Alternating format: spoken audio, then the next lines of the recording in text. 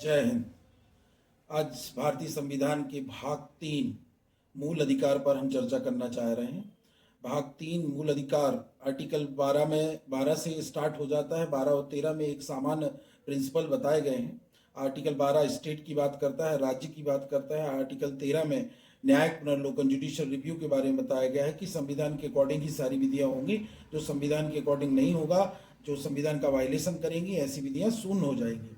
और आर्टिकल 14 से स्टार्ट होते हैं मूल अधिकार। आर्टिकल 14 to 18 समता का अधिकार, आर्टिकल 90 to 22 स्वतंत्रता का अधिकार, आर्टिकल 23 से 24 तक शोषण के विरुद्ध अधिकार, आर्टिकल 25 से 28 तक धार्मिक स्वतंत्रता का अधिकार, आर्टिकल 29, 30 अल्पसंख्यकों के हितों के संरक्षण के संबंध में अधिकार, आर्टिकल 32 संवैधानिक उपचारों का अधिकार।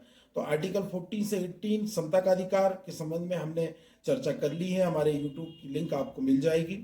हम आर्टिकल 19 से 22 स्वतंत्रता के अधिकार पर आज चर्चा करने वाले हैं। आर्टिकल 19 एक बहुत महत्वपूर्ण अधिकार है। आर्टिकल 19 से 22 स्वतंत्रता का अधिकार, जैसे महान बलिदानी भगत सिंह ने कहा था कि किसी के पीछे आंख बंद करके चलना एक तरह की गुलामी होती है। स्वतंत्रता मतलब स्वतंत्र रूप से।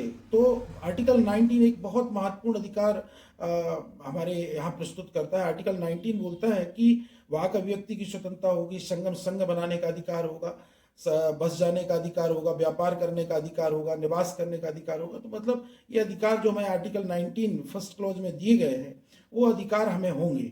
लेकिन साथ में उसमें क्या निर्बंधन भी लगाया गया है कि अगर वाक अभिव्यक्ति की स्वतंत्रता है, आप वाक अभिव्यक्ति अपने विचारों को अभिव्यक्त कर सकते हैं, प्रचार कर सकते हैं, प्रसार कर सकते हैं। इस तरह से हमारे आर्टिकल 19 का जो वाक अभिव्यक्ति की स्वतंत्रता है उसमें कुछ निर्बंधन लगाए गए हैं। निर्बंधन ऐसे हैं कि राज्य की सुरक्षा है, विदेशी राज्यों के साथ संबंध है, या लोक व्यवस्था है, शिष्टाचार सदाचार है, न्यायालय की अवमानना है, मानहानि है, अपराध का उद्दापन है, एक्सटॉर्शन है, भारत की प्रभुता और अखंडता। एक महत्वपूर्ण चीज, भारत की प्रभुता और अखंडता। इसके संबंध में ये बात आई है कि किसी व्यक्ति को भाषण देने का अधिकार है, बोलने का अधिकार है, अपने विचारों को रखने का अधिकार है, लेकिन आप किसी भी प्रकार से राष्ट्र की एकता और अखंडता का उल्लंघन नहीं कर सकते। आप किसी भी विचारधारा से प्रभावित हो, आप किसी भी पार्टी को मानते हो, किसी धर्म को मानते हो, किसी जाति को मानते हो, लेकिन आप इस प्रकार से कोई बयान नहीं दे सकते हैं जो समाज में किसी भी प्रकार से देश की एकता और अखंडता का उल्लंघन करता है।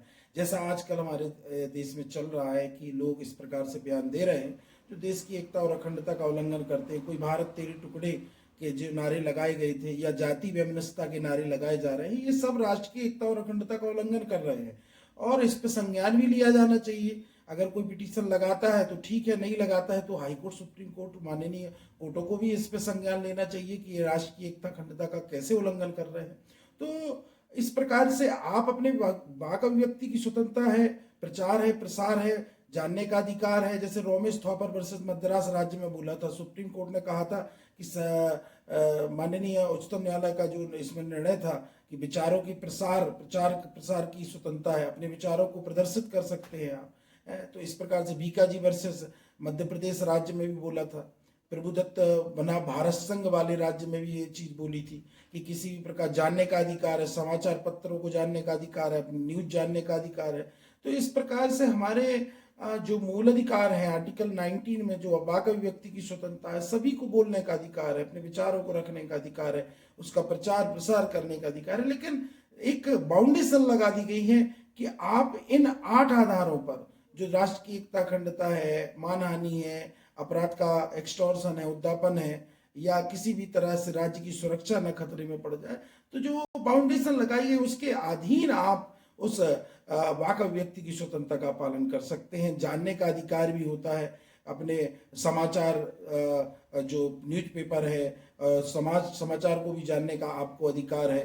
तो ये सब जो केस लॉ के अंतर्गत जो सुप्रीम कोर्ट ने गाइडलाइन जारी की है, सुप्रीम कोर्ट ने अपने निर्णय दिए हैं, जैसे प्रभुदत्त वर्सेस भारत संघ में, तो इसमें भी बोला है कि जानने का अधिकार है, समाचार पत्रों को के अंतर्गत जो जानकारियां हैं, सूचनाएं हैं, समाचार हैं, इन सबको जानने का अधिकार होता है।